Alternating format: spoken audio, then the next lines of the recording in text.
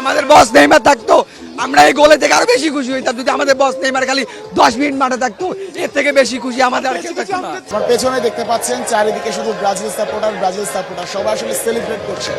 ব্রাজিলের একটা জয় দরকার ছিল, ব্রাজিল ফ্যানদের এই উল্লাস আপনি দেখতেই পাচ্ছেন সবাই কিভাবে সেলিব্রেট করছে।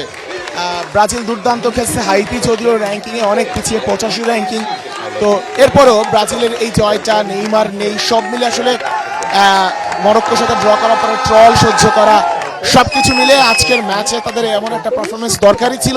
আজকের যে ম্যাচটা এই পারফরমেন্সটা আসলে আপনাদের জন্য কতটা এক্সপেক্টেড ছিল যদি বলতেন একটু ভাই।